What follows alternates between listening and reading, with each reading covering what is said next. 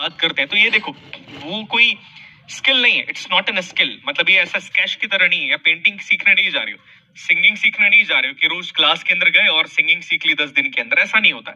ये क्वालिटीज जब आपके अंदर आती है तो ये अंदर आने के साथ साथ ये जितनी भी क्वालिटीज है वो आपकी थिंकिंग प्रोसेस के ऊपर बहुत गहरा असर डालती है, आपके थॉट प्रोसेस के ऊपर असर डालती है, आपकी हैबिट्स के ऊपर असर डालती है, और अल्टीमेटली आपके एक्शंस वैसे हो जाते हैं। तो ये चीजें आपको थोड़ी सी याद रखनी है, और अपन आज इनके बारे में बात करेंगे। लेट्स सी कितनी ऑफिसर्स लाइक क्वालिटीज आज अपन कंप्लीट कर पाते हैं, उसके आगे हम लोग बात करेंगे इस बारे में।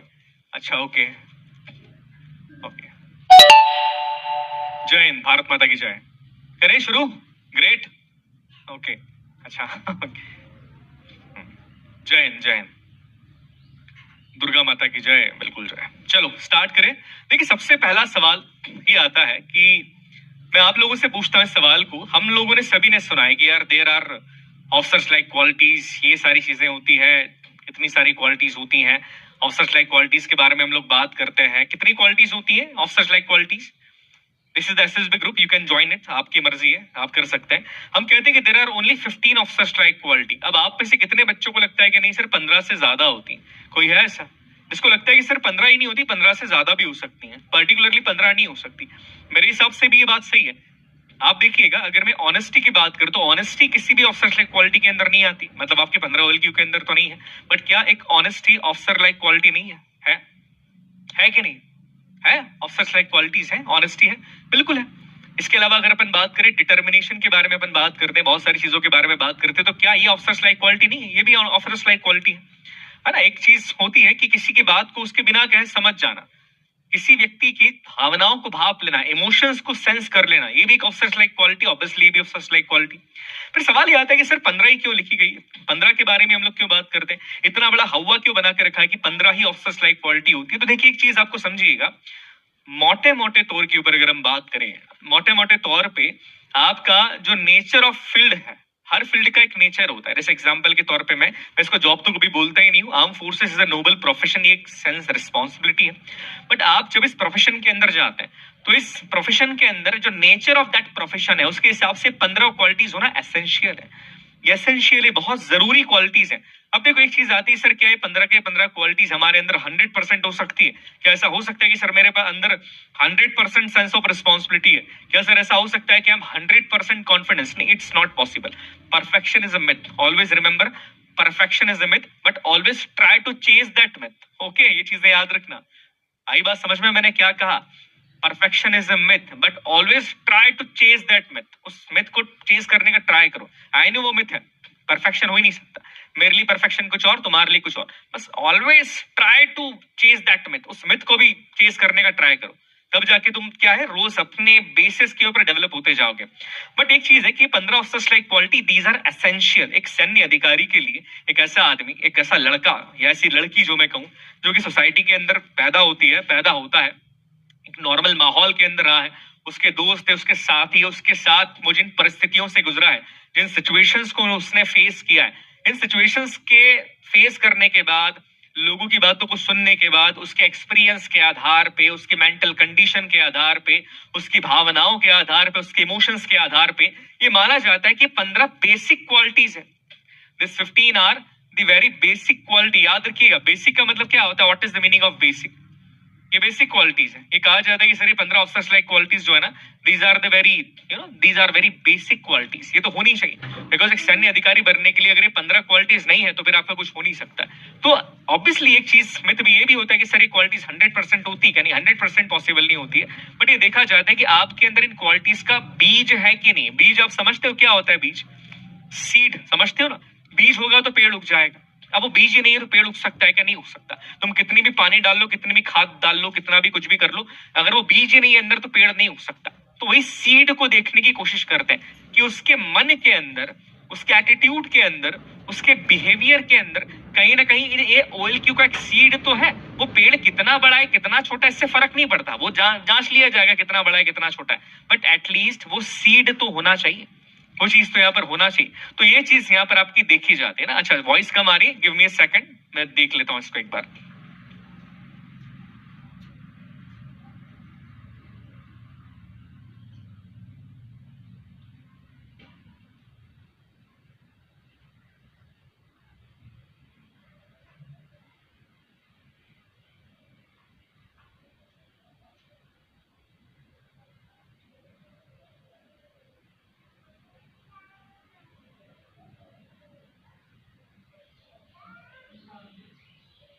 अभी क्लियर है वॉइस?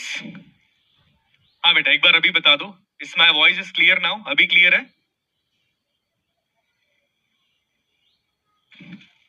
अभी क्लियर है कैरेट्स? अभी वॉइस क्लियर है? अभी क्लियर होगी वॉइस? हाँ चलिए ठीक है, क्लियर वॉइस हो गई है। ठीक है, वॉइस क्लियर है। ठीक है चलिए, अभी क्लियर हो गया आई थिंक। हाँ जी चलिए, तो मैं इसी चीज की बात कर रहा था कि that seed should be there. वो सीड तुम्हारे अंदर होना चाहिए, वो बीज तुम्हारे अंदर होना चाहिए।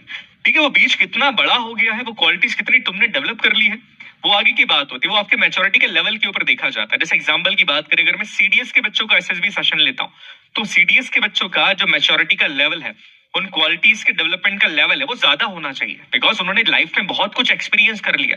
बट जब मैं एनडीए एस्पिरेंट की बात करता हूँ, एनडीए कैडेट की बात करता हूँ, एनडीए एस्पिरेंट का जो नॉर्मल एक एवरेज एज होता है, वो 16 साल से लेके 18 साल के बीच में है।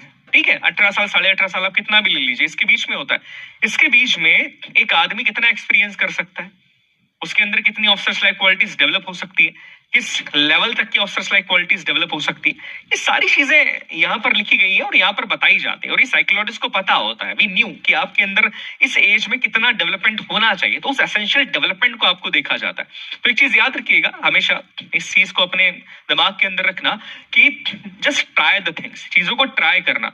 और दूसरी चीज, कभी भी अपने माइंड में ये मत सोचना कि मुझे सब कुछ आता है। जब कहीं सीखने जाओ तो कोरा कागज लेकर जाना। लाइफ में कहीं भी, अब मेरे पास आने की या किसी दूसरे टीचर की मैं बात नहीं कर रहा हूँ, जीवन में कहीं भी जाओ, जब भी कुछ सीखो, तो एक अपने आप को एक कोरा कागज बना के जाइएगा। बिकॉज जब आप कोरा कागज बना के अपने आप को जाते हैं तो बहुत कुछ सीखने को मिलता है। आप अपने कमांडिंग ऑफिसर के पास गए, ठीक है, आपका कमांडिंग ऑफिसर आपको कुछ सिखाने की कोशिश कर रहा है, बट आप सोचते हैं कि नहीं ये चीज तो मुझे पहले से आती, आप बहुत कम सीख पाओगे। याद रखिएगा, तो ये 2-3 चीजें फॉलो करिएगा, आप बहुत सारी चीजें सीख पाएंगे। अब देखिए, आज का जो सेशन है मेजरली इसलिए नहीं है कि 15 ऑफिसर्स लाइक क्वालिटीज क्या होती है, वी ऑल न्यू, आप भी जानते, मैं भी जानता हूं कि 15 ऑफिसर्स लाइक क्वालिटीज बेसिकली होती क्या? क्या आप नहीं जानते? आप जानते हैं क्या होती क्या नहीं होती? नहीं जानते हो क्या? बिल्कुल जानते हो, तुमको पता है कि क्या होती है officers like qualities. But basically आज का जो सेशन है इसलिए है कि 15 ऑफिसर्स लाइक क्वालिटीज को हम डेवलप कैसे करें, किस तरीके से अपने अंदर हम इन क्वालिटीज को लेकर आए। बिकॉज हमें ये लगता है, हम जिस तरह के माहौल के अंदर रहते हैं, जिस तरह का माहौल हमारे आसपास सेट कर दिया गया है आज के टाइम पे, जिस तरह की चीजों को हम देखते हैं, जिस तरह के लोगों को हम फॉलो करते हैं, जिस थॉट प्रोसेस के पीछे हम भाग रहे हैं, आप एक बार अपना अपना इंट्रोस्पेक्शन करो और सोचो कि क्या जिस तरह के लोगों को मैं फॉलो करता हूँ, जिस तरह की थॉट प्रोसेस को मैं फॉलो कर रहा हूँ, जिन चीजों के ऊपर मैं अंधा होकर बिलीव कर रहा हूँ, क्या इन चीजों को फॉलो करने के बाद मेरा कोई इनर डेवलपमेंट हो रहा है, क्या मेरा कोई इंटेलेक्चुअल डेवलपमेंट हो रहा है? देखो, डेवलपमेंट 2 तरीके का होता है। एक होता है फिजिकल डेवलपमेंट। फॉर एग्जांपल की बात करूं, मैं एग्जांपल के तौर पे बात करूं, तुम रोज जिम जा रहे हो, रोज रनिंग करने जा रहे हो, 1 महीने बाद 2 महीने बाद तुम्हारा फिजिकल डेवलपमेंट हो जाएगा, बॉडी बन जाएगी, तुम लीन हो जाओगे, वो दिखता है, फिजिकली दिखता है। सेम चीज आपका मेंटल और इंटेलेक्चुअल डेवलपमेंट होता है। इंटेलेक्चुअलिटी का मतलब क्या होता है? तुम्हारे अंदर का थॉट प्रोसेस कैसा है, तुम कितना भावनात्मक रूप से सोच रहे हो, तुम्हारी सोच कितनी तर्क संगत है, कितना लॉजिकल सोचना तुमने शुरू करा है। और वो कैसे होता है? जब आप चीजों को सही तरीके से देखना पसंद करते हो, जब आप उस चीज पे काम करते हो। बॉडी कैसे बनी, कब बनी? वैसे ही अंदर ऑयल क्यूब्स कैसे होंगे? जब चीजों को फॉलो किया जाएगा, जब उस तरीके से सोचा जाएगा, जब मेहनत की जाएगी। तो ये चीज याद रखिएगा, जैसे हमारा फिजिकल डेवलपमेंट होता है, वैसे हमारा थॉट का, माइंड का और इंटेलेक्चुअल डेवलपमेंट भी होता है। और it's also process, very easy process. इसमें समय लगता है, टाइम टेकिंग प्रोसेस है। 10-15 दिन वाले चक्कर में मत फंसना, मजा नहीं आएगा नहीं तो। चलिए आगे बात करते हैं। अब सबसे पहली ऑफिसर लाइक क्वालिटी की अगर अपन बात की जाए, तो सबसे पहली ऑफिसर लाइक क्वालिटी जो है, वो जिस डायमेंशन के अंदर आती है, उसमें पहला डायमेंशन होता है आपका प्लानिंग एंड ऑर्गेनाइजेशन। ठीक है, प्लानिंग एंड ऑर्गेनाइजेशन ये बहुत बड़ा डायमेंशन है। इस डायमेंशन के अंदर मेजरली 4 डायमेंशन होंगे, हर डायमेंशन के बारे में बात करेंगे। Planning and organisation is the first dimension of the 15 officers like qualities. और इस डायमेंशन के अंदर जो 4 ऑफिसर्स लाइक क्वालिटी है, उसमें सबसे पहली क्वालिटी होती है आपकी effective intelligence, which is nowadays ये बहुत कम लोगों के अंदर है। क्या होती है इफेक्टिव इंटेलिजेंसी? इसके बारे में बात करेंगे। पहली होती है इफेक्टिव इंटेलिजेंसी, दूसरी आपकी रीजनिंग एबिलिटी, तीसरी आपकी ऑर्गेनाइजिंग एबिलिटी, और चौथी होती है आपकी पावर ऑफ एक्सप्रेशन। अब एक बात मुझे बताइए, आज हम पहली क्वालिटी के बारे में बात करेंगे, हालांकि सारी की सारी ऑफिसर्स क्वालिटी के बारे में बात करेंगे, इनको डेवलप कैसे किया जाता है इसके बारे में बात करेंगे। बट जो सबसे पहली क्वालिटी है, आप सबसे पहली क्वालिटी देखिए, that is effective intelligence. What is the meaning of effective intelligence? सबसे पहले तो ये बात बताओ कि इंटेलिजेंसी का मतलब क्या होता है। What is the meaning of intelligence, then what is the meaning of effective intelligence. Gokul पूछ रहा sir what is OLQ? OLQs mean the officers like qualities बेटा, जिसके बेसिस पे आपको फौज में लिया जाएगा। फौज में रिटर्न के बेसिस पे नहीं लिया जाता। तुम क्लास में टॉपर रहे हो, आप क्लास के अंदर लास्ट में रहे हो, फौज को फर्क नहीं पड़ता, तुम्हारे अंदर वो है। बिकॉज दुश्मन के सामने तुम अपने नॉलेज को नहीं दिखाओगे कि साहब मैं टॉपर था, नहीं, वहां गोली चलानी है। आई बात समझ में? वहां गोली चलानी है। दूसरी चीज दैट इज रियली इंपॉर्टेंट, लोग कहते हैं कि सर अच्छा लीडर बनना बहुत इंपॉर्टेंट होता है, बट एक चीज हमेशा मेरी याद रखना, if your soldiers are not following you, you can not win a war. इस लाइन को जिंदगी भर बोल रहा हूं मैं। अगर फौज ज्वाइन करते हो, नेवी, एयरफोर्स या आर्मी, जिंदगी भर इस लाइन को यहां फिट करके रखना। जिंदगी भर की बात कर रहा हूं मैं। If your soldiers are not following you, you can not win the war. फर्क नहीं पड़ता कि तुम कितने अच्छे लीडर हो, दुनिया के सबसे बेहतरीन लीडर तुम हो, बट अगर तुम्हारी सोल्जर्स, तुम्हारी फौज तुमको फॉलो नहीं करती, तुमको मानती नहीं है कुछ, तुम इतना छोटा वॉर भी नहीं जीत सकते। और इसके लिए जरूरी क्या है? That is social adaptability. लोगों के साथ व्यवहार बनाना सीखो, ट्रस्ट जनरेट करना सीखो। That is really important, because लोग इसी के अंदर मात खा जाते हैं। फौज में ऐसे इज्जत नहीं हो जाएगी तुम्हारी कि मैं लेफ्टिनेंट बन गया, एनडीए पास आउट हो, तो आपके जो सूबेदार साहब हैं, नैब सूबेदार साहब हैं, आपके सोल्जर्स आपकी इज्जत कर रहे हैं। ऐसा इज्जत नहीं होती फौज में। तुम्हारे पीछे वो तुमको सामने सल्यूट कर देंगे, पीछे बोलेंगे देखो कुछ आता नहीं इसको। You have to develop that thing. वो ट्रस्ट डेवलप करना पड़ता है तुमको। और ये कई बच्चे जो नए नए जाते हैं फौज के अंदर, पहला दूसरा साल यूनिट ज्वाइन करते हैं, वहां दिक्कत आती है, फिर बड़ी दिक्कत आती है। तो ये थोड़ी सी चीजें याद रखिएगा, बिकॉज ये चीजें आपको समझ में आएगी आगे। चलिए हम बात कर रहे हैं इफेक्टिव इंटेलिजेंसी की। देखिए एक होती है इंटेलिजेंसी। इंटेलिजेंसी का मतलब क्या होता है? आप कितने बुद्धिमान हैं। IQ के बारे में सुना होगा, सुना है ना, कितने बुद्धिमान है। बुद्धिमानी क्या होती है? सर मेरे को 11 से लेके या मुझे 1 से लेके 200 तक के टेबल्स याद है। That is intelligence. हाँ बिल्कुल इंटेलिजेंट आदमी है। सर मैं किसी भी तरह के क्वेश्चंस को सॉल्व कर सकता हूँ। Yes definitely that is intelligence. But मुझे एक बात बताओ, तुम्हारी इस इंटेलिजेंसी का फौज के अंदर, जब फौज के अंदर वो माहौल आएगा, तुम अपने कारवा को लेके जा रहे हो, कारवा समझते हो ना क्या होता है, कॉन्वॉय को लेके जा रहे हो, और सडनली तुम्हारे बीच में एक, ये कहते हैं कि एम्बुश हो जाता है, तुमको घेर लिया जाता है फौजियों के द्वारा। तुम्हारी इंटेलिजेंसी का कोई मतलब नहीं है। तुमको भारत की सारी कैपिटल्स के नाम याद है, ऐसी इंटेलिजेंसी का कोई मतलब नहीं है मेरे सामने।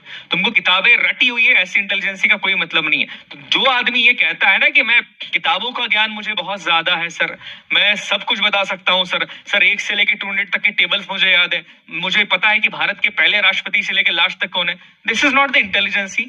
This intelligence is not required in the arm forces. Return के अंदर रिक्वायर्ड है, आर्म फोर्सेस के अंदर रिक्वायर्ड नहीं। आर्म फोर्सेस के अंदर ऐसे इंटेलिजेंसी का क्या करेंगे हम? In arm forces the intelligence we required, that is the effective intelligence. What is effective intelligence?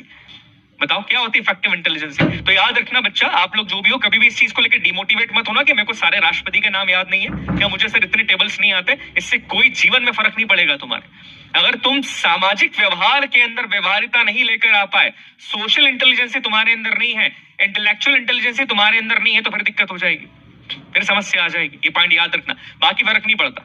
मुझे कैपिटल्स के नाम याद है, ठीक है भाई, याद कर तू, कोई फर्क नहीं पड़ता। उससे लाइफ में कोई बहुत बड़ा चेंज नहीं आ जाएगा, वो मैं गूगल से देख लूंगा। जो चीजें गूगल कर सकता है, अगर वो तुम कर रहे हो तो तुम इफेक्टिव इंटेलिजेंस नहीं हो।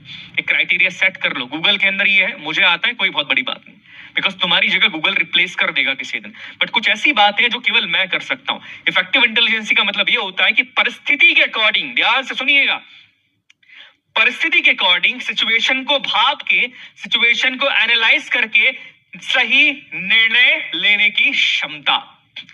That is the effective intelligence, what we want in the armed forces, what the forces want in the armed forces. ये होती effective intelligence.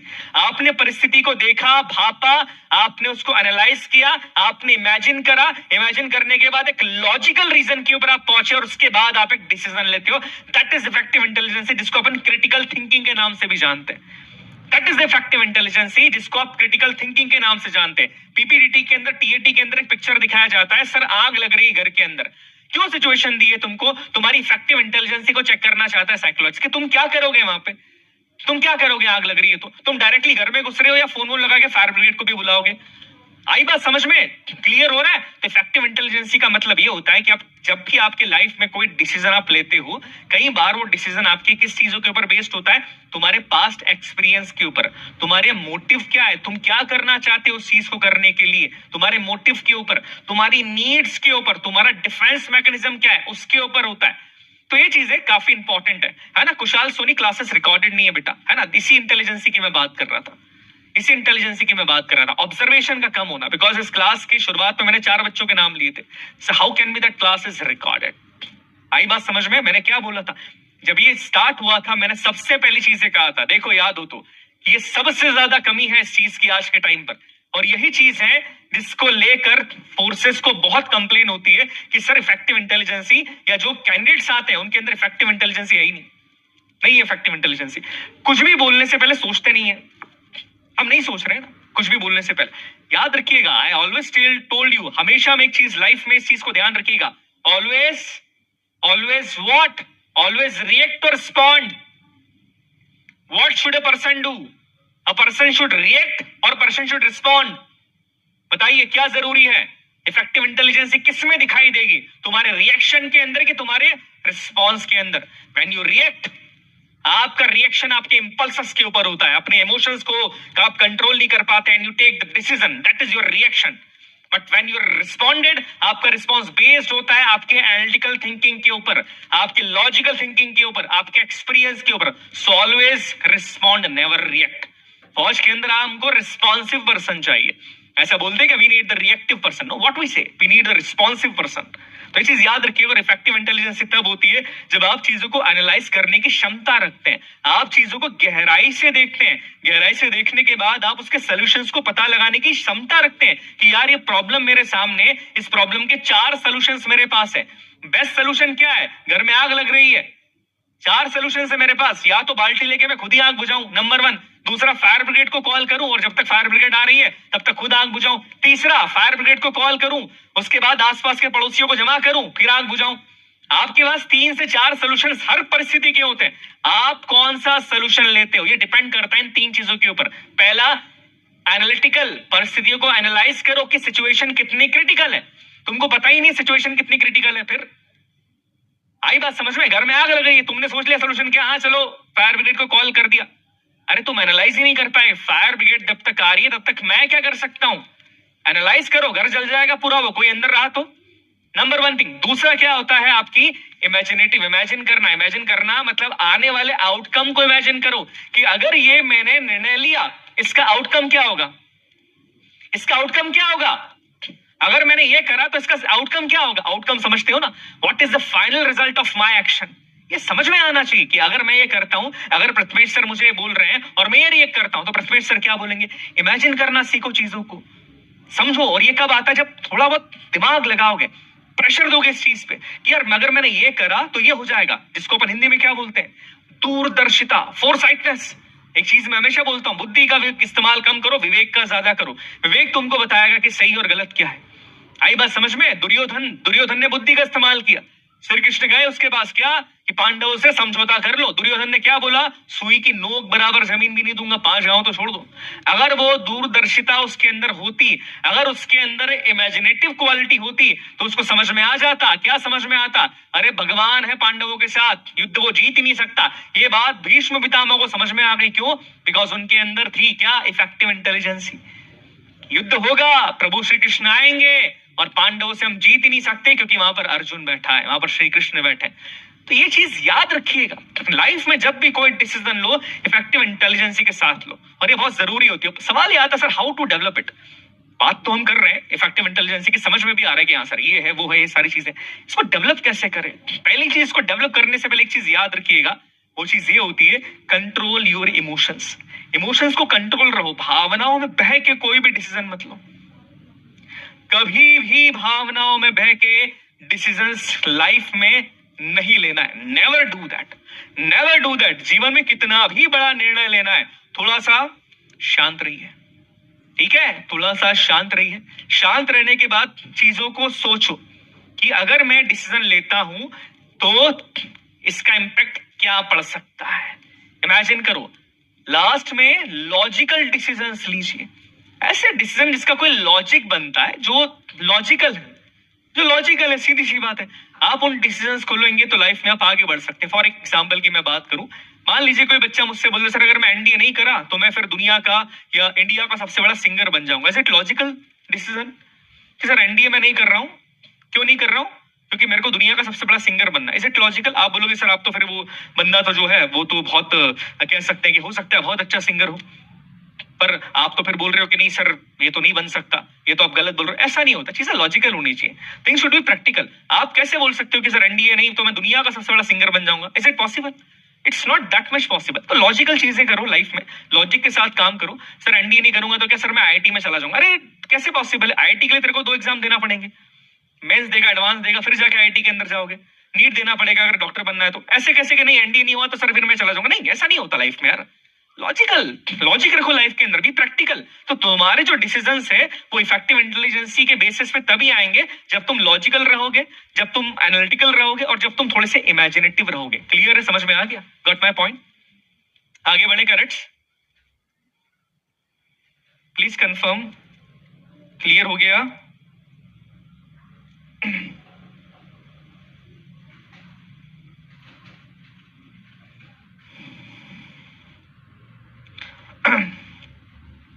Great.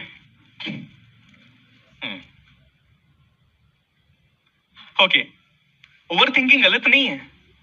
Is over thinking is wrong? किसने बोला ओवर थिंकिंग गलत है? जितने भी लोग तुमसे दुनिया में कहते हैं कि ओवर थिंकिंग गलत है, वो खुद गलत है। ओवर थिंकिंग का मतलब है कि तुम दूसरों से ज्यादा सोचते हो, इसमें कुछ गलत नहीं है। तुम चीजों को, तुम सिचुएशंस को ज्यादा सोच रहे हो दूसरों से ज्यादा। ओवर थिंकिंग गलत नहीं है। ओवर थिंकिंग के कुछ लेवल्स होते हैं। जब आप ओवर थिंकिंग को एक लॉजिकल लेवल से बाहर ले जाते हो, वो चीज गलत है। मेरी बात समझ में आ रही है? Over thinking it's not an issue. Over thinking का मतलब है कि तुम दुनिया के अंदर जो दूसरे लोग हैं उससे ज्यादा चीजों को ऑब्जर्व करने की क्षमता रखते हो, जो दूसरे नहीं कर पाते। प्रॉब्लम तब आती है जब तुम ओवर थिंकिंग के अंदर तुम्हारा ऑब्जर्वेशन लॉजिक से बाहर जाता है। तुम इलॉजिकल सोचते हो कि अरे ये हो जाएगा वो हो जाएगा, जो कि पॉसिबल नहीं है प्रैक्टिकली। तो over thinking it's not an issue, in logical over thinking is an issue. तो कभी भी अपने आप को ये सोच के मत बोलना कि ओवर थिंकिंग खराब है। Over thinking is not an issue. ज्यादा सोचता है वो आदमी, दैट मींस उसके पास थोड़ा बहुत वो एनालिसिस करता है चीजों को, पर जब वो इन लॉजिकल चीजें कर रहा है दैट इज रॉन्ग थिंग। आई बात समझ में? हाँ जी, चलो आगे बात करते हैं। अब सवाल ये आता है सर हाउ टू डेवलप दम। देखो, इसको डेवलप करने के लिए सबसे बढ़िया तरीका बताता हूँ। सबसे बेहतरीन चीज है दुनिया की, that is observation. Observe the things, start observe the things, observe the things, believe me. Observe कीजिए चीजों को, हर छोटी छोटी चीजों को ऑब्जर्व कीजिए। दुनिया के अंदर एक बात मेरी हमेशा याद रखना, दुनिया के अंदर बिना रीजन के कुछ नहीं होता। Everything is happening with a reason. कोई आदमी तुमको आके बोल रहा है कि सर ये चाय पी लो, वो चाय भी तुमको एक रीजन के लिए दे रहा है। Everything is a reason, you just need to observe. Observe the things, चीजों को ऑब्जर्व करना सीखो, हर परिस्थिति को ऑब्जर्व करो। ऑब्जर्व जब आप चीजों को करते हो तो आप गहराई से चीजों को समझ पाते हो। हम लोग क्या करते हैं, हमारी थिंकिंग डेवलप क्यों नहीं हो पाती? Because we are not observing the things, we are just letting the things bypass. हो गया तो हो गया, जाने जो। चीजों को ऑब्जर्व करना बहुत बहुत ज्यादा जरूरी होता है, बिकॉज जब आप फौज के अंदर होते हो तो आपका ऑब्जर्वेशन बड़ा स्ट्रांग होना चाहिए। एग्जाम्पल की अपन बात करें, पीपीएनडीटी पहला टेस्ट होता है, picture perception and description test पहला होता है। एज ए पिक्चर दिखा रहे तुमको 30 सेकंड के लिए, उसमें क्या करना है तुमको 30 सेकंड्स के अंदर? What you need to do, you need to observe the things. Observation is the key to success in the projective techniques. याद रखना, प्रोजेक्टिव टेस्ट जितने भी तुम्हारे होते हैं, including the TAT and PPNDT, उसमें सक्सेस होना है तो ऑब्जर्व करना सीखो। हर परिस्थिति को ऑब्जर्व करो, सही तरीके से सही सोल्यूशन तुमको मिल जाएगा। हम ऑब्जर्व नहीं करते और हम क्या करते हैं, रिएक्ट कर देते हैं। तो try to observe the things. जो लाइफ में तुम सिचुएशंस फेस कर रहे हो, मेरे साथ ऐसा क्यों हो रहा है, ऑब्जर्व करो, ऐसा क्यों हुआ। एक छोटा सा एग्जांपल मैं आपको बताता हूँ, ध्यान से सुनिएगा। मान लीजिए मम्मी पापा के बीच में लड़ाई चल रही है। मम्मी पापा के बीच में लड़ाई चली, क्यों लड़ाई चली? बिकॉज मम्मी ने जो है वो खाना थोड़ी देर से बनाया, 10 मिनट देर से बनाया। पापा ने जो है मम्मी से चिल्ला दिया कि अरे, पापा ने चिल्ला दी मम्मी को कि अरे 10 मिनट खाना क्यों बना, लेट खाना क्यों बनाया, और दोनों के बीच में लड़ाई हो गई। नहीं, ये तुम्हारा ऑब्जर्वेशन गलत है। तुम बोलोगे सर इस लड़ाई का रीजन क्या है, क्योंकि मम्मी ने 10 मिनट खाना देर से बनाया। नहीं बेटा, ऑब्जर्वेशन गलत है तेरा। मम्मी ने 10 मिनट देर से खाना बनाया, ये चीज नहीं है। प्रॉब्लम की जड़ तक पहुंचो। हुआ ये था कि 2 महीने पहले, 1 महीने पहले मम्मी के भाई आए थे, मामा जी आए थे। मामा जी जब आए तो पापा घर पे लेट आए थे ऑफिस से, तब से लेके मम्मी जो है वो पापा से थोड़ी सी नाराज है। तो ये चीज याद रखो। ये कब पता लगेगा, जब तुम जब क्या करोगे, तुम चीजों को ऑब्जर्व करोगे तो that is the important thing. बेटा लेक्चर की क्वालिटी बढ़ाने का निखिल आपके हाथ में होता है बेटा, मेरे पास नहीं रहता कि यहाँ से क्वालिटी बना दे, है ना। दैट इज इंपॉर्टेंट थिंग कि ऑब्जर्व द थिंग, चीजों को ऑब्जर्व करो, कोई प्रॉब्लम है उसको ऑब्जर्व करो, सिचुएशंस को ऑब्जर्व करो, और ऑब्जर्व करोगे जब चीजों को तो लाइफ में तुम्हारी सोच बहुत डेवलप हो जाएगी। नेक्स्ट पॉइंट की बात की जाए, take each situation as a task. Life में हर परिस्थिति को टास्क की तरह लेना शुरू कर दो। सबसे बेहतरीन चीज है, सबसे बढ़िया चीज है, हर परिस्थिति को टास्क की तरह लेना शुरू कर दो, इंक्लूडिंग द ऑब्जर्वेशन। ऑब्जर्व करो चीजों को और हर परिस्थिति को टास्क की तरह लेना शुरू कर दो। फॉर एग्जाम्पल कुछ लोग जो होते हैं हर चीज को एक प्रॉब्लम की तरह लेते हैं। फॉर एग्जाम्पल 5 दिन बाद एग्जाम है, लेते हैं 5 दिन बाद एग्जाम है, कुछ के लिए प्रॉब्लम है, अरे यार 5 दिन बाद एग्जाम है, how I will manage my time, school से मैं इतनी बजे आता हूँ, शाम को खेलने भी जाना है, उसके लिए प्रॉब्लम है। तुम्हारे लिए चैलेंज होना चाहिए, this is the challenge. Task की तरह लो, और कैसे लोगे? अपने ऑब्जर्वेशन को देखकर। ऑब्जर्व करो, 5 दिन में एग्जाम है, प्लानिंग तैयार करी, आज मैं इतना ये करूंगा, कल मैं इतना ये करूंगा, कल मैं इतना ये करूंगा, उस प्लान पे स्टिक रहो। प्लान पे स्टिक रहना that means you are discipline, you are confident, और उसके बाद आपका सही रिजल्ट आ जाता है। पॉइंट याद रखिएगा, लाइफ के अंदर 90% लोग चैलेंजेस को प्रॉब्लम्स की तरह ट्रीट करते हैं, 5% होते हैं जो हर प्रॉब्लम को चैलेंज की तरह लेते हैं। तुम किस में से हो? तुम वो 95% में से हो कि 5 में से हो? ये अपने आप से पूछो एक बार।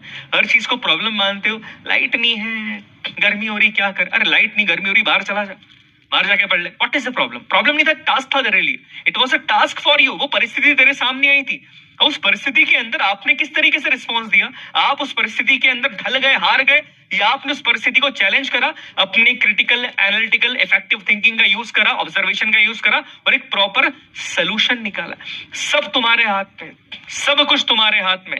केवल ये चीज तय करेगी कि तुम आगे जाओगे या नहीं जाओगे, वो है तुम्हारा इफेक्टिव इंटेलिजेंसी।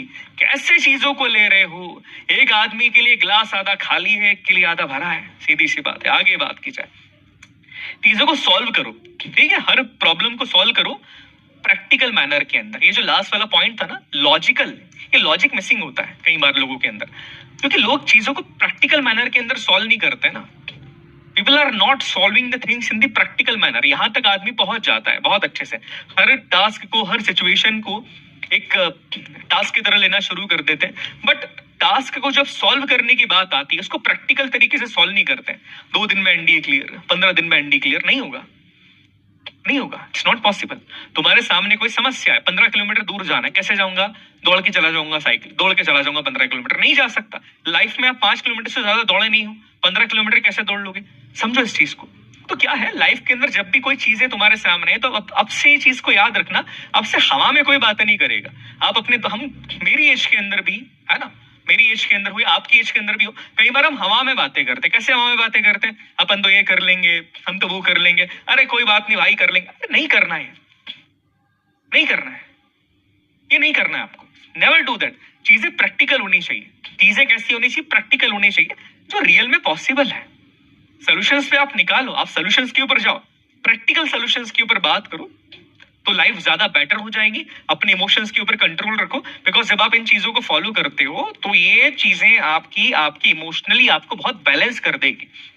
जब आप इमोशनली बैलेंस हो जाओगे, आपके इमोशंस एक बैलेंस फॉर्म के अंदर चल रहे हैं, आपके थॉट प्रोसेस के अंदर तुम्हारी जो सोचने की प्रक्रिया चलती है, जो प्रोसेस है थॉट का, उसमें बहुत एक प्योरिटी, क्लियरिटी आ जाती है। और जब वो क्लियरिटी आती है ना बच्चा, तो जो सॉल्यूशंस निकल के आते हैं, that solutions are remarkable, remarkable. तो ये चीज याद रखिएगा, ओके, कि प्रैक्टिकल चीजें, प्रैक्टिकल बात करना। अपन ये नहीं क्या साहब हो जाएगा, नहीं, फौज में प्रैक्टिकल आदमी चाहिए। सर पीक 5179 पे कब्जा करना है, क्या करेंगे साहब? 1 दिन के अंदर कर देंगे। अरे नहीं होगा, 1 दिन के अंदर कब्जा नहीं कर सकते। और फौज में तुम बकवास नहीं कर सकते हो, ठीक है। कमांडिंग ऑफिसर के सामने बैठे हो, तुमने टास्क लिया तो उसको कंप्लीट करना पड़ेगा, भले ही जान दे के कंप्लीट करो। और वहां पर ये चीज बहुत देखी जाती है, इस चीज को याद रखना कि be the man of your own words, जो बोला है वो करेंगे इसी। तो प्रैक्टिकली बात करना सीखो, बिकॉज फौज में प्रैक्टिकल बात करने वाला आदमी सही होता है। कुछ लोगों के साथ ये प्रॉब्लम होती है इमोशनली, मुझे बताना अगर तुम्हारे साथ है क्या, वो ना नहीं बोल पाते बेचारे, कि सर नो नहीं बोल पाते हम, कभी ना ही नहीं बोल पाते किसी को। जो भी कुछ बोलेगा हमको हाँ कर देंगे, जो भी कुछ बोलेगा हाँ कर लेते। अरे नो नहीं बोलना पड़ता है, किसी को प्रॉब्लम, नो नहीं बोल पाते हैं। मेरे साथ थी problem, I had that problem in my childhood, बहुत बड़ी प्रॉब्लम थी मेरे पास, आज भी प्रॉब्लम है मेरे साथ। मैं ना नहीं बोल पाता बहुत सारी चीजों के लिए, बट इससे प्रॉब्लम होती है हमको। ये सीधे लोगों के साथ ही होता है भाई, है ना। तेज आदमी नहीं कर, तेज आदमी सब ना बोल देगा, सीधा साधा आदमी, अच्छे लोग जो होते हैं ये मत बोला कि प्रथमेश सर आप अपने आप को अच्छा बोल रहे हो, मैं क्लियरली बता रहा हूँ, साइकोलॉजिकली बात कर रहा हूँ। सीधे साधे लोग होते हैं ना, वो बेचारे ना नहीं बोल पाते, और कई बार ये ना बोलने के चक्कर में जीवन में इतने ठोकरे खाते हैं, वो इतने परेशान होते हैं वो, क्योंकि वो किसी को ना नहीं बोल पाते। बट ना बोलना पड़ेगा, विटामिन एन लेना पड़ेगा। मैं इसको हमेशा विटामिन एन बोलता हूँ। क्या विटामिन एन मतलब? Vitamin no. जो चीज तुमको सही नहीं लग रही है, जिसके लिए तुम श्योर नहीं हो, जो प्रैक्टिकल नहीं है, जस्ट सेड इट नो कि नहीं हो पाएगा। आफ्टर उसके रिएक्शंस क्या होंगे उसके बारे में चिंता मत करो, बिकॉज जब तुम बिना प्रैक्टिकल चीज को हाँ बोल देते हो और अपने मन की इच्छा के विपरीत अपनी इच्छाओं से बाहर जाके कोई काम करते हो ना, फिर प्रॉब्लम होती है, फिर वो चीज सही तरीके से नहीं होती। तो यही है कि जब भी किसी काम को करो तो परफेक्ट तरीके से करो, जहां तुम्हारा मन हो। इस चीज को याद रखिएगा। दूसरा लास्ट चीज है इफेक्टिव इंटेलिजेंस को डेवलप करने का, don't seek help from others. दूसरों से बहुत हेल्प मत लो, ठीक है? अपने आप से चीजों को सोचना शुरू करो। हो सकता है कि 4 बार तुम्हारा कोई इंटेलिजेंसी के बाद लिया गया निर्णय गलत हो गया, बट 5वीं बार वो सही होगा। Don't seek help. हाँ, एडवाइस ले सकते हो, 4 लोगों की एडवाइस लो, बट हेल्प मत लो। हेल्प का मतलब क्या होता है कि तुम्हारी डिपेंडेंसी बढ़ गई। कुछ लोग होते हैं जिनको ये होते हैं भैया कि सर मुझे तो रात को उससे बात किए बिना नींद ही नहीं आती है। हाँ होता है। मतलब अच्छा, नींद नहीं आ रही देखो, वाह बहुत बढ़िया। कुछ लोग होते हैं कि सर मैं जब तक मेरे आंसू गिर रहे हैं ना, जब तक वो आके पोंछ ना दे तब तक सर मेरे आंसू गिरते रहते हैं, मैं इमोशनली अनस्टेबल हो जाता हूँ। क्या कर रहा है भाई, भैया बहन क्या कर रही है? ये क्या है? ये ऐसा नहीं बनना है। Be the one man army, you don't need anyone, ठीक है? अपने डिसीजंस खुद पे लो, जो है वो है, बात खत्म हो गई वहां पे। कई लोग होते हैं ऐसे, और मैं मजाक में नहीं बोल रहा हूँ, ये एक डिपेंडेंसी बन जाती है उनकी। उनको शुरुआत में लगता है कि हाँ ये चीजें सही हैं, बिकॉज वो हर प्रॉब्लम के लिए, लाइफ में छोटी सी प्रॉब्लम होगी ना कि मेरी चप्पल खो गई है, उसके लिए भी कॉल करके बोलेंगे कि मेरे साथ लाइफ में प्रॉब्लम चल रही। That is very wrong thing. ये मत करो, बिकॉज जिस दिन वो लाइफ में वो इंसान या वो व्यक्ति तुम्हारे लाइफ से चला गया, तुम नीचे आ जाओगे, तुम्हारा कॉन्फिडेंस खत्म हो जाएगा। और कई लोग ये गलतियां कर रहे हैं अपनी लाइफ के अंदर, अभी भी कर रहे हैं, जो मेरे को देख रहे हैं। नेवर डू दैट यार, नेवर डू दैट। एडवाइस अलग चीज होती है, बट क्या टोटली डिपेंडेंट हो जाना नहीं। अपना दिमाग लगाओ, be the one man army. कोई डोंट केयर अबाउट थिंक यार मैं गिरूंगा या उठूंगा। एनालाइज करो, लॉजिक लगाओ, अपनी बुद्धि के अकॉर्डिंग, अपनी क्षमता के अकॉर्डिंग अपने खुद के डिसीजंस खुद लेना शुरू कर दो। डिपेंडेंट मत रहो जीवन के अंदर कभी भी। अकेले, जितना जीवन में अकेला चलोगे, जितना अकेला रहोगे, जितना ठोकर खाओगे, उतना जीवन में आगे बढ़ोगे। याद रखना, ठीक है? मैं तो जिम में भी कभी सपोर्ट नहीं लेता हूँ किसी का, मेरा कोई जिम पार्टनर नहीं रहा आज तक इतनी लाइफ के अंदर। क्यों? बिकॉज वो चीज आपको वीक बनाती है। लोगों को लगता है जिम में हमने वेट ज्यादा उठा लिया 10 किलो, अरे तुम वीक बन गए हो। 10 किलो 5 किलो वेट कम उठाओ, बट खुद की मेहनत से उठाओ। कभी ये सब नहीं करना अपने को, okay? That is important thing. मजाक की बात नहीं है, सीरियसली बोल रहा हूँ। इमोशनली बहुत अनस्टेबल होते हैं वो लोग जो हर चीज के लिए डिपेंड होते हैं किसी ना किसी पे। इफेक्टिव इंटेलिजेंसी क्लियर हो गया, समझ में आ गया। पहली officers like quality, all clear कैरेट्स? समझ में आ गया? आगे बढ़े बच्चा।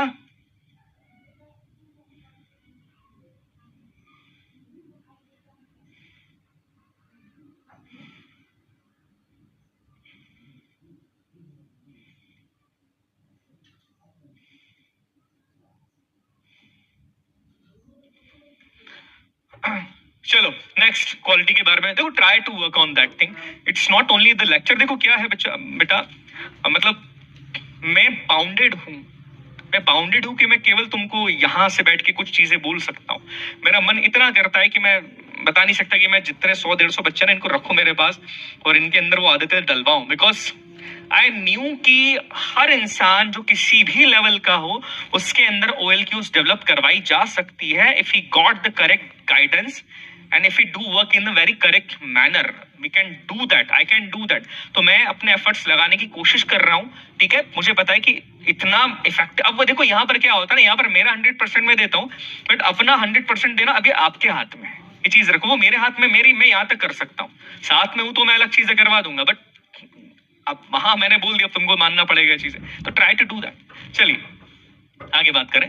ओके, नेक्स्ट आपकी जो ऑफिसर लाइक क्वालिटी होती है, दैट इज रीजनिंग एबिलिटी। देखो रीजनिंग एबिलिटी इफेक्टिव इंटेलिजेंस से बहुत अलग नहीं होती। Reasoning ability is known as the mother of all OLQ। जितनी भी ऑफिसर्स लाइक क्वालिटीज होती है उसकी माता जी कहा जाता है इसको। It's the mother of all OLQ। जितनी भी OLQs है उसकी मदर है रीजनिंग एबिलिटी, मम्मी है। Why is that so? Why is that so? देखो रीजनिंग एबिलिटी का मतलब क्या होता है क्या होता है रीजनिंग एबिलिटी का? इसको तर्क करने की क्षमता कहा जाता है। इसमें कोई बहुत अलग चीज नहीं होती। रीजनिंग एबिलिटी का मतलब बेसिकली ये होता है कि आप किस लेवल पे जाके चीजों को सोचते हो। कुछ लोग होते हैं जिनको नहीं समझ में आता कि किस परिस्थिति के अंदर कैसे रिएक्ट करना है, किस परिस्थिति में क्या बोलना है, और वो रीजनिंग सही तरीके से, सही लॉजिक नहीं लगा पाते हैं। इलॉजिकल बातें करते हैं, इलॉजिकल एक्सप्रेशंस देते हैं, इलॉजिकल इमोशंस को रिवील कर देते हैं किसी ऐसी परिस्थिति के अंदर जहां पर चीजों को सही तरीके से लेने की जरूरत थी। होता है ऐसा? हाँ, ऐसा कई बार होता है। और ये चीजें आज के टाइम पर बहुत कॉमन हो गई है। कॉमन इसलिए हो गई है बिकॉज साइकोलॉजिकली हम अपने दिमाग में क्या फीड कर रहे हैं। आप सोचो, सुबह उठ के सबसे पहले तुम दिमाग में क्या फीड करते हो? तुम इंस्टाग्राम की वो लस्ट वाली रील्स, क्लियरली मैं बात करता हूँ, you all knew my nature, वो उस तरह की रील्स या उस तरह की जो बकवास आती है इंस्टाग्राम पे, इसकी फाइट उससे हो गई, तुम उससे अपने दिमाग को फीड करते हो, या तुम अपने एक स्ट्रिक्ट लाइफ के डिसिप्लिन को फॉलो करते हो, अपने आप से लड़ के फिजिकल फिटनेस पे ध्यान दे रहे हो, मेंटल फिटनेस पे ध्यान दे रहे हो, 10-12 किलोमीटर दौड़ रहे हो, लड़ रहे हो अपने आप से, तुम किसके ऊपर ध्यान देते हो? अपने आप को सोचो एक बार, अपना इंट्रोस्पेक्शन करो कि मैं क्या कर रहा हूं। एक भी चीज अगर लगती है कि ये चीज गलत है, उसको निकाल के बाहर फेंक दो। सीधी बात है, लॉजिक की बात है। मैं गलत खाऊंगा, मेरा शरीर वैसा हो जाएगा। मैं गलत खाऊंगा, मेरा शरीर वैसा हो जाएगा। मैं बकवास चीजें खाऊंगा, मैं बीमार हो जाऊंगा। बकवास चीजें जब मैं फीड करूंगा, इसमें बकवास बातें सुनूंगा, बकवास देखूंगा, तो मेरा थॉट प्रोसेस भी वैसे ही होगा ना। जैसा मेरी बॉडी है वैसे ही मेरा थॉट प्रोसेस है। बॉडी डिपेंड कर रही है मेरे फूड पे, मेरी एक्सरसाइज पे। वहां मेरी जो थॉट प्रोसेस है वो डिपेंड कर रही है कि मैं उसको क्या फीड कर रहा हूँ, क्या चीजें अंदर लेकर आ रहा हूँ उसके अंदर। समझो, समझना पड़ेगा, जरूरी है चीजें। बिकॉज आप देखिएगा, आप 5 साल पहले या 2 साल पहले तुम कैसे थे, और अगर अभी एडिक्शन लग गया उस चीज का तो आप कैसे हो गए। घूम फिर के चीजें वहीं जाती, उसके अलावा कुछ समझ में नहीं आता। देखो, रीजनिंग एबिलिटी के बारे में बात की जाए, तर्क करने की क्षमता। तर्क करने की क्षमता का सीधा सीधा मतलब ये होता है कि आप सही तरीके से निर्णय ले पाए। 4 तुम्हारे सामने ऑप्शन है, कौन सा ऑप्शन चूज करना चाहिए। तार्किक बनना बहुत जरूरी है जीवन के अंदर। इसके अंदर कोई बहुत कुछ करने की जरूरत नहीं होती है। लॉजिकल रहो। लॉजिकल के साथ साथ इसमें होता है कि रीडिंग एंड क्वेश्चनिंग हैबिट ये अपने अंदर लेकर आ जाओ। देखिए, रीडिंग एंड क्वेश्चनिंग हैबिट का मतलब क्या है? इसके थ्रू आप आपका नॉलेज को बढ़ा सकते हो। जब आपका नॉलेज बढ़ता है तो आपकी तर्क करने की क्षमता बढ़ जाती है, बिकॉज आपके पास किसी भी निर्णय को लेने के लिए बहुत सारी इंफॉर्मेशन है। अब फॉर एग्जाम्पल बात की जाए, मुझसे किसी ने सवाल पूछ लिया कि सर इस परिस्थिति में क्या करना चाहिए।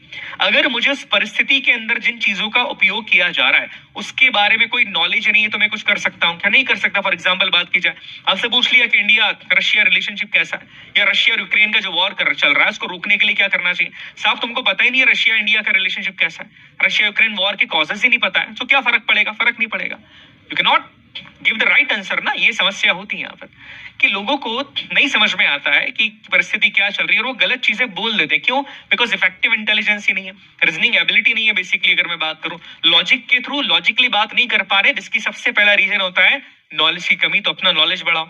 उसके बाद चीजें वही है, ऑलरेडी इफेक्टिव इंटेलिजेंसी वाला ही चीजें आपको करनी है। इसके अंदर प्रैक्टिकल मैनर के अंदर चीजों को सॉल्व करने की कोशिश करो, दैट इज रियली इंपॉर्टेंट। और ये वही चीज है कि हेल्प लेने की जरूरत नहीं है किसी से। तो ये चीजें काफी इंपॉर्टेंट होती है। चलिए आगे बात की जाए।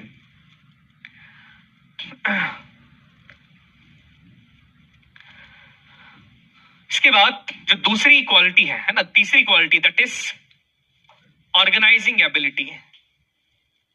अच्छा देखो, एक छोटी सी बात बता दूं मैं आपको। पता है इसको प्लानिंग एंड ऑर्गेनाइजिंग के सेगमेंट के अंदर इन 4 क्वालिटीज के क्यों रखा गया है? वाई? लगाओ अपनी इफेक्टिव इंटेलिजेंसी जल्दी। क्वेश्चन पूछा मैंने, तुम्हारे दिमाग पे जोर आया, अपने एक्सपीरियंस के हिसाब से जो चीजें दिख रही है सोचो। इफेक्टिव इंटेलिजेंसी का यूज कहां होता है? रीजनिंग एबिलिटी का यूज कहां होता है? इसको क्यों इस डायमेंशन के अंदर रखा है? Why? What is the reason?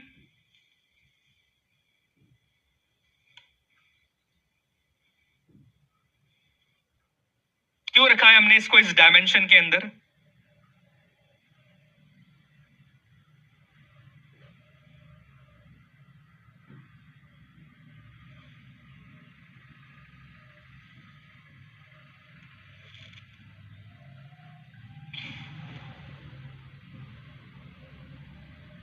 War. देखो सीधी सी बात है, आपकी प्लानिंग में आपकी इफेक्टिव इंटेलिजेंस की जरूरत पड़ती है। चीजों को ऑर्गेनाइज करने में भी पड़ती है, हाँ पड़ती है। जब भी कोई परिस्थिति आपके सामने आती है, उस परिस्थिति का सिचुएशन या उस सिचुएशन के को अगर आपको सही तरीके से हैंडल करना है आपको इन चारों चीजों की जरूरत वहां पर पड़ेगी ही पड़ेगी। आपकी रीजनिंग एबिलिटी कम है, आप प्रॉपर प्लानिंग नहीं कर पाओगे, आप चीजों को ऑर्गेनाइज नहीं कर पाओगे, तो ये चीजें समझना बहुत जरूरी है। चलिए, तीसरी जो क्वालिटी है इस डायमेंशन के अंदर, that is organising ability. Organising ability क्या मतलब होता है? चीजों को ऑर्गेनाइज करने की क्षमता। क्या होता है organising ability? Can anyone tell me what is the organising ability? क्या मतलब होता है चीजों को ऑर्गेनाइज करने की क्षमता? किसे कहा जाता है ऑर्गेनाइजिंग एबिलिटी? ऑर्गेनाइज करना क्या होता है, आप ये बताइए मुझे। हिंदी में क्या कहते हैं ऑर्गेनाइज करने को? ग्रेट। देखो, अब मैंने आपसे एक सवाल पूछा, सबकी इफेक्टिव इंटेलिजेंसी बाहर आई? हाँ, क्यों? बिकॉज सर दिमाग पे जोर पड़ा ना, सोचा इस बारे में। यस, वही एक्सरसाइज की मैं बात कर रहा हूँ। दिमाग पे जोर डालो हर चीजों के लिए, प्रैक्टिकल सोचो, ऑब्जर्व करो चीजों को। तुमने ऑब्जर्व करा यहाँ पे कि सर प्लानिंग है, रीजनिंग एबिलिटी है। That is the power of observation.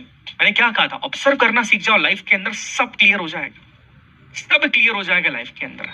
Okay, चलिए, ऑर्गेनाइजिंग एबिलिटी क्या होती है? ऑर्गेनाइजिंग एबिलिटी, ऑर्गेनाइजिंग एबिलिटी का सीधा सीधा मतलब ये होता है कि प्रैक्टिकल मैनर के अंदर, ध्यान से मेरी इस बात को सुनना, पहली लाइन ही मैंने क्या बोली? प्रैक्टिकल मैनर के अंदर। प्रैक्टिकल मैनर के अंदर जितनी भी चीजें आपके पास है, जितनी भी चीजें आपके पास अवेलेबल हैं, उनका एम्पल यूज करना। एम्पल मतलब ऑप्टिमम यूज करना, जितना यूज किया जा सकता है सही तरीके से यूज करना। दूसरा, चीजों को एक क्रम के अंदर मैनेज करना ताकि फाइनल टास्क को सही तरीके से अचीव किया जा सके। एक छोटे से एग्जांपल की बात करते हैं। आप अपने घर में एक पार्टी ऑर्गेनाइज करना चाहते हैं, ठीक है? अब पार्टी ऑर्गेनाइज करने के लिए आपको क्या करना पड़ेगा? पहले प्लानिंग करनी पड़ेगी। प्लानिंग कैसे करोगे? इतने का ये आएगा, ये आएगा, ये आएगा, ये आएगा। उसके बाद आप देखोगे कि मेरे पास अवेलेबल रिसोर्सेस क्या क्या है। आपके पास 100 रुपए, फिर आप क्या करते हो? 100 रुपए के अंदर तो यही आ पाएगा, वही आ पाएगा। वो 100 रुपए का ऑप्टिमम यूज कैसे कर रहे हो तुम, और कैसे तुम्हारी प्लानिंग को सही तरीके से एग्जीक्यूट कर रहे हो, that is your organising ability. Organising ability के अंदर जो सबसे बड़ी इंपॉर्टेंट चीज होती है, बाकी अपन सबको पता है कि मैनेज करना है, वो सबसे बड़ी और सबसे इंपॉर्टेंट चीज होती है, वो ये होती है कि व्हाट आई हैव, जो मेरे पास है उसका एम्पल यूज मैं कैसे करूं, सही जगह पर उसको कैसे मैनेज करूं, सही जगह पर कैसे उस चीज का 100% यूज करूं। परिस्थिति के अंदर तुम फंस गए हो, 5 सोल्जर से तुम्हारे साथ खाली, सामने से 100 लोगों की सेना आ रही है, एमिनेशन थोड़ा सा कम बचा है, रिसोर्सेस कम है। अब ये तुम्हारी ऑर्गेनाइजिंग एबिलिटी के ऊपर डिपेंड करता है कि किस तरीके से प्रॉपर प्लान करके जो रिसोर्सेस तुम्हारे पास हैं थोड़े बहुत, उससे कैसे तुम एनिमी को रोकते हो। That is important thing, because बिना प्लानिंग के किसी भी गोल को अचीव करना दैट इज इम्पॉसिबल। बिना प्लानिंग के तुम एनडीए क्रैक नहीं कर सकते, बिना प्लानिंग के तुम एसएसबी क्रैक नहीं कर सकते, बिना प्लानिंग के तुम शादी नहीं कर सकते, बिना प्लानिंग के तो घर पे खाना भी नहीं बनता है। उसके लिए भी एक प्लानिंग चाहिए ना, कि पहले नमक डालो, फिर ये करो, फिर ये करो। तो ऑर्गेनाइजिंग एबिलिटी किसी भी चीज को सही करने की, किसी भी टास्क को अचीव करने की एक सीढ़ी होती है। उस सीढ़ी पे तुमको पहुंचना पड़ेगा। कई लोग होते हैं जिनके अंदर चीजों को ऑर्गेनाइज करने की क्षमता काफी ज्यादा होती है, कुछ लोग नहीं कर पाते, प्लानिंग नहीं कर पाते। अब इसको अपने अंदर लाना, ये सबसे बड़ी बात है। मैंने पहले ही चीज बोल दी है, फौज के अंदर तुमको लोगों को मैनेज करना है, सिचुएशंस को मैनेज करना है, इक्विपमेंट्स को मैनेज करना है, परिस्थितियों को मैनेज करना है। इसको अपने अंदर लाने के लिए सबसे जरूरी टास्क है ऑर्गेनाइज योर ओन सेल्फ। अपने आप को ऑर्गेनाइज करना सीख जाओ। कितने लोग कहते हैं कि सर मैं अपने आप को प्रॉपरली ऑर्गेनाइज वे के अंदर या अपने आप को ऑर्गेनाइज करके रखता हूं। और जितने भी लोग ये कहते हैं, एक बार आंखें बंद करके अपने कमरे के बारे में सोचो, जिस कमरे के अंदर तुम सोते हो, उस बेड के बारे में सोचो, जिस बेड के ऊपर तुम सोते हो, उस स्टडी टेबल के बारे में सोचो, जिस स्टडी टेबल के ऊपर तुम पढ़ते हो, उन किताबों के बारे में सोचो जिनसे तुम पढ़ते हो, और एक बार आंखें बंद करके सोचो कि क्या ये चीजें ऑर्गेनाइज्ड वे के अंदर है, क्या मैं अपने आप को ऑर्गेनाइज्ड रखता हूं, यस और नो। सोचो एक बार, जस्ट थिंक वंस, सोचो इस बारे में, क्या मैं रख रहा हूं अपने आप को ऑर्गेनाइज। देखो, बड़ी बड़ी बातें करना बहुत आसान होता है, चीजें प्रैक्टिकली शुरू होती है। क्योंकि अभी मैं तुमको ये नहीं कह सकता कि जाओ जंग पे जाओ, प्लानिंग करो, ऑर्गेनाइज करो, ये नहीं कर सकते। अपने आप को ऑर्गेनाइज कर रहे हो क्या? नहीं करते हो, दैट इज द प्रॉब्लम। मैं हमेशा अपने बच्चों को एक चीज कहता हूं कि प्लानिंग यहां करो, हमेशा शुरू से। सुबह उठते ही दिमाग में प्लानिंग दिन भर की तैयार कर लो, इतने बजे से इतने बजे तक ये करूंगा, इतने बजे से इतने बजे तक ये करूंगा, फिर ये करूंगा, फिर 5 मिनट में नहाऊंगा, ये करूंगा। Be the planning. जब प्लानिंग करो, planning should be practical manner, और उसके प्लानिंग को एग्जीक्यूट करो अपने फुल डिटर्मिनेशन के साथ। जब आप प्लानिंग करते हो तो बीच में कुछ प्रॉब्लम्स आती है, उन प्रॉब्लम्स के साथ प्लानिंग को थोड़ा बहुत चेंज करो और उस प्लानिंग को एग्जीक्यूट करो।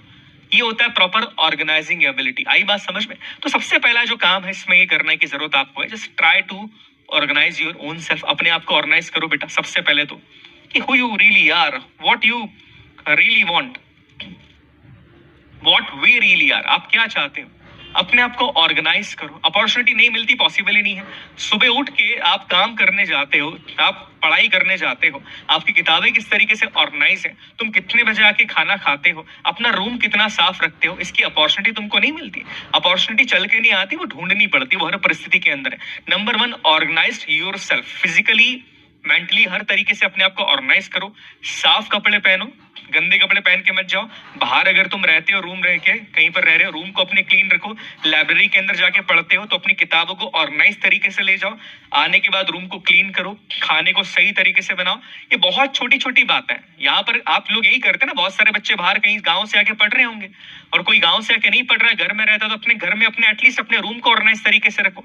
अपनी स्टडी को ऑर्गेनाइज तरीके से करो कि कब कितनी देर में मैं बैकलॉग कंप्लीट कर रहा हूँ, मेरा बैकलॉग तो नहीं हो रहा है। एक लय के अंदर आ जाओ जीवन में। ये बहुत छोटी सी बात है। जब तुम लय के अंदर आते हो तो तुम्हारे अंदर एक चीज डेवलप होती है, इसको मैं कोहिनूर के नाम से बोलता हूँ। कोहिनूर है चुंबक है, वो डिसिप्लिन, सेल्फ डिसिप्लिन, वो आ गया ना, सब OLQs भर के आएगी फिर आसानी से। तो ये चीजें इंटरेस्टिंग भी है, काफी इंपॉर्टेंट भी है। Try to manage your own self. चलिए आगे बात करें। दूसरी चीज है take part in activities. Activities के अंदर पार्टिसिपेट करो। कैसी एक्टिविटीज के अंदर पार्टिसिपेट करो? कॉलेज के अंदर हो तो कॉलेज के अंदर कोई यूथ फेस्ट चल रहा है, उसमें पार्टिसिपेट कर लो। घर के अंदर हो तो घर में बर्थडे ऑर्गेनाइज कर लो। मैनेजमेंट करना सीखो, ऑर्गेनाइज करना सीखो, चीजों को प्लान करना सीखो। छोटे छोटे प्लान्स करो लाइफ के अंदर, जरूरी है। अपनी लाइब्रेरी के अंदर अगर पढ़ाई करते हो, चलो लाइब्रेरी के अंदर आज भगत सिंह जी का जन्मदिन है, उनके लिए अपन एक इवेंट प्लान कर देते हैं। छोटी सी चीजें करना चाहिए। आज लाइब्रेरी के अंदर मॉक टेस्ट प्लान कर लेते हैं। जिम जाते हो, चलो जिम के अंदर आज अपन क्या करेंगे, आज अपन जो है कितना कौन बेंच प्रेस लगाता है, इसका कंपटीशन ऑर्गेनाइज कर लेते हैं। कैसे करोगे? प्लानिंग के साथ। छपाओगे, नंबर लोगे, ये करोगे, मैनेज करोगे। चीजें ऐसी तो आती है अंदर। बड़ा टास्क नहीं मिलेगा कोई तुमको, एग्जैक्टली जंग लड़ने के लिए नहीं भेजेगा। ये छोटे छोटे काम तुमको अंदर से लेकर आने पड़ेंगे। ऑर्गेनाइज करो, समझो, ऑर्गेनाइज करना सीखो चीजों को। जब तक नहीं करोगे तब तक समस्या होगी, ठीक है? टास्क के अंदर पार्टिसिपेट करो। फेयरवेल के अंदर कुछ लोग होते घबराते, नहीं सर सबसे पीछे रहेंगे। टीचर पूछेगी कि बेटा कौन कौन मेरी हेल्प करेगा इसको ऑर्गेनाइज करने में, सबसे पीछे मुंह छुपा लेते। Why you are doing that? तुमको लगता है तुम इससे कूल बन जाओगे? कूल नहीं बन रहे हो, तुम लाइफ का बहुत बड़ा चांस खो रहे हो जो हर किसी को नहीं मिलता है। अपने आप को ऑर्गेनाइज करो, बिकॉज जब आप ऑर्गेनाइजेशन के अंदर जाते हो, चीजों को जब आप ऑर्गेनाइज करते हो, ध्यान से सुनिएगा, जब आप चीजों को ऑर्गेनाइज करते हो तो आप 10 तरह के लोगों से मिलते हो। आपको गुस्सा बहुत आता है तो आपको वहां गुस्सा कंट्रोल भी करना पड़ता है ना? सामने वाले के प्लानिंग्स को सुनते भी हो, एक ठहराव आता है चीजों के अंदर। तो ये चीजें याद रखिएगा कि try to organise some events. छोटे मोटे इवेंट्स ऑर्गेनाइज कर लो।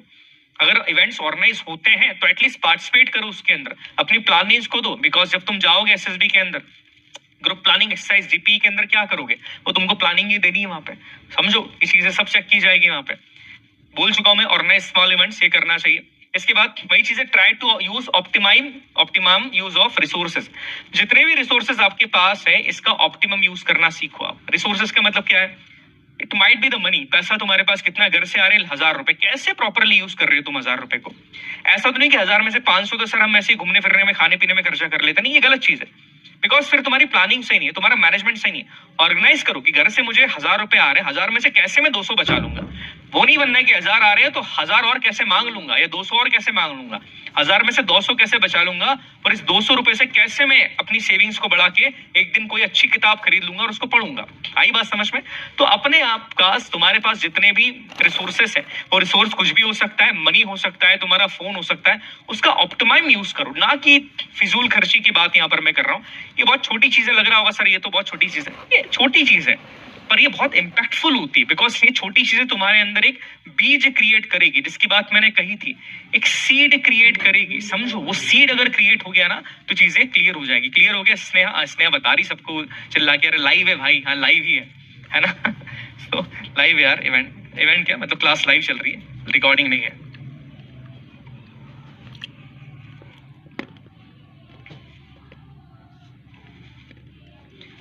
आगे बढ़े बच्चा।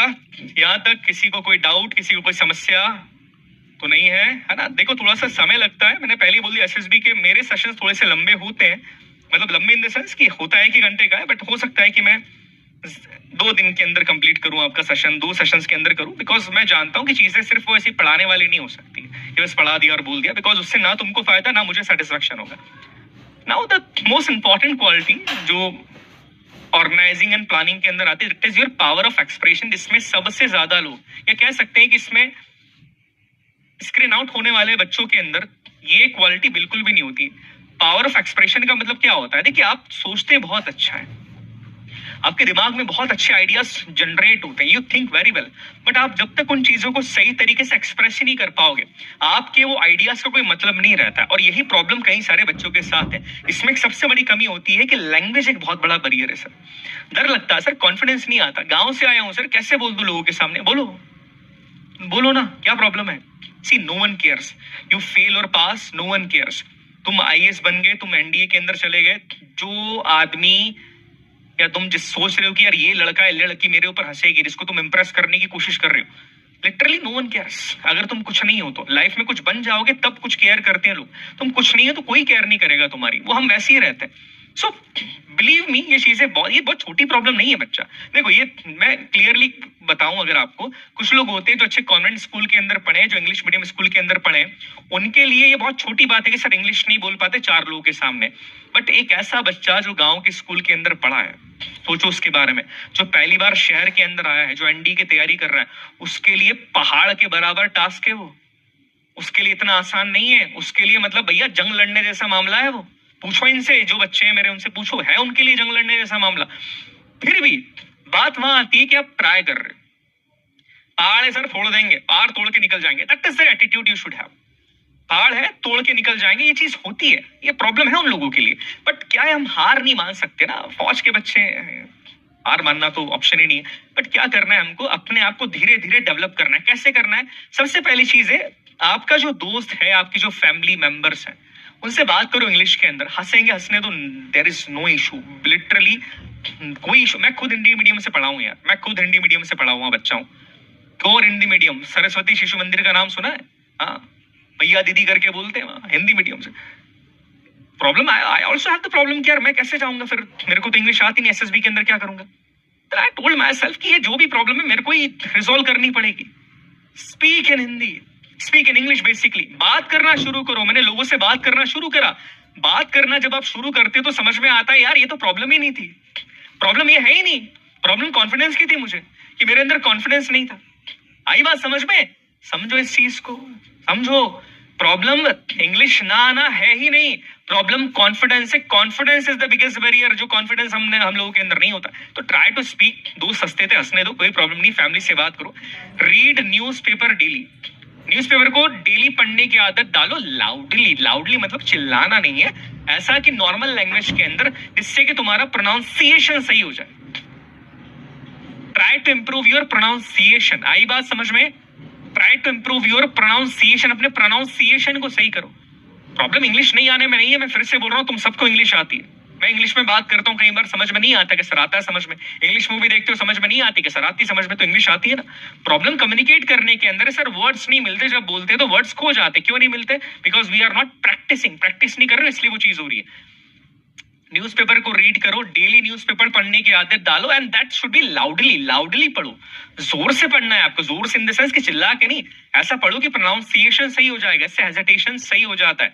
इसके अलावा जीडी के अंदर पार्टिसिपेट करो, ग्रुप डिस्कशंस के अंदर। जितने भी बच्चे बाहर हैं, जितने भी बच्चे बाहर हैं, आज बाहर, घर से बाहर रहते हैं, आपका कोई ना कोई फ्रेंड सर्कल होगा, कुछ दोस्त होंगे। अरे अगर नहीं है ऑफलाइन फ्रेंड सर्कल, तो टेलीग्राम पे ग्रुप बनाओ, जितने लोगों को जानते हो। अरे रोज एक जीडी कंडक्ट करो, रोज के टॉपिक्स लो, इंडिया रशिया रिलेशन ले लो, आर्टिकल 370 लो, एलजीबीटीक्यू क्या कम्युनिटी के अंदर क्या राइट्स चल रहे हैं उसके बारे में बात करो, कश्मीर इशू के ऊपर बात करो, इलेक्शंस इन इंडिया पे बात करो।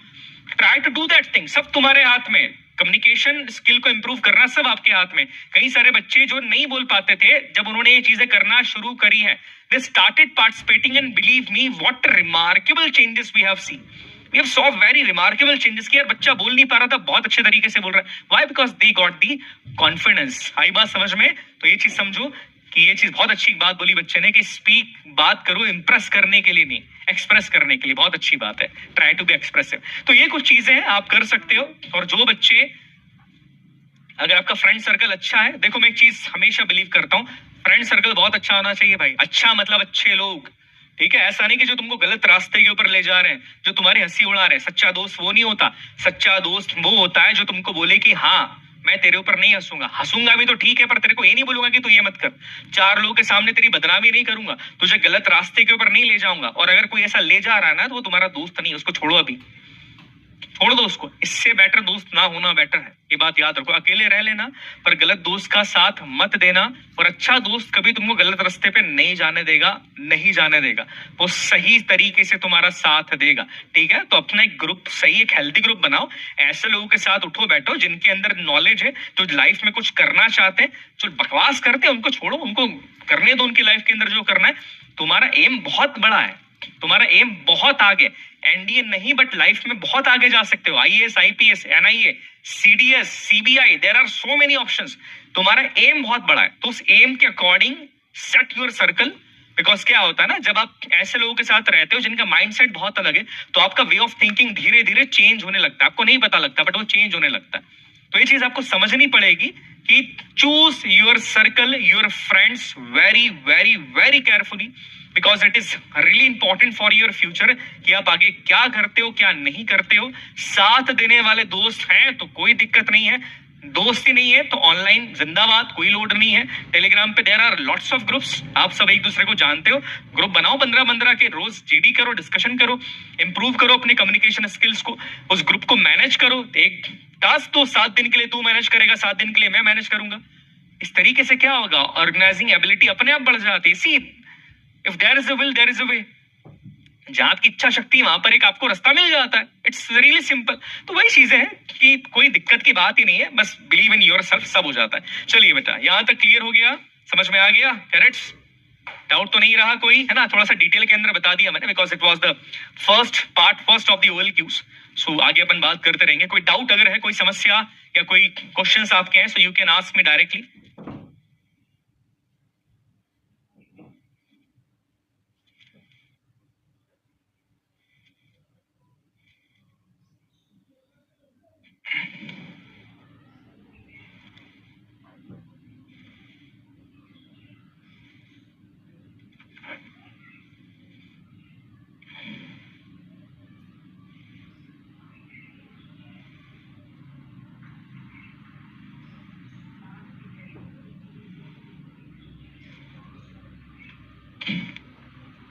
हाँ जी, ओटीआर अलग चीज है, अपन उस पर बात नहीं करते बेटा। अभी अपन आज की बात कर लें, है ना? क्लियर है बच्चा? हाँ यार, अरे मुझे तुम लोगों की बहुत चिंता होती है। आई न्यू सिचुएशंस के अंदर आप जो हो, बहुत कंफ्यूजिंग होता है ना कई बार। होता है कि नहीं कंफ्यूजिंग? आप सर बहुत कंफ्यूजिंग होता है कई बार, पता है कई बार तो ये लगता है, मतलब लिटरली मन की बात बता रहा हूँ, कई बच्चों के लगता है वैनिश हो जाए सर, कहीं गायब हो जाए। जो टेंशन माइंड के ऊपर है ना, प्रेशर है।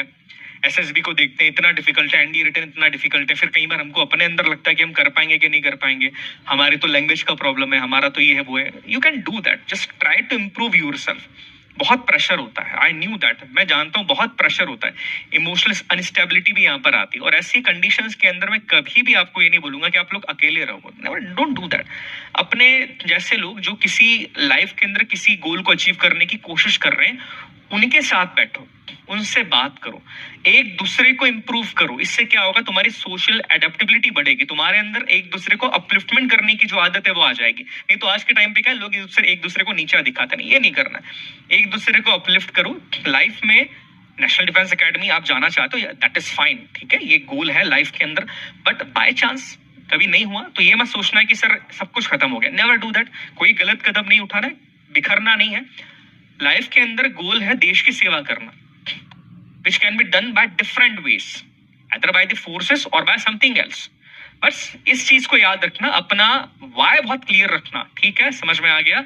चलिए बच्चा, ध्यान रखो अपना, है ना? मैं नेक्स्ट सेशन के अंदर मिलता हूँ। आपके जो क्वेश्चन है बच्चा वो थोड़ा सा मेडिकल से रिलेटेड ज्यादा आ रहे हैं, तो मैं उसका जवाब अभी तो नहीं दे पाऊंगा। मेडिकल के लिए एक भाई साहब, एक डॉक्टर को ले आऊंगा मैं, ठीक है? उन डॉक्टर साहब से आप पूछ लेना। चलिए नेक्स्ट सेशन के अंदर मिलता हूँ मैं। आप सभी अपना ध्यान रखिएगा, तब तक के लिए जय हिंद, जय भारत, भारत माता की जय।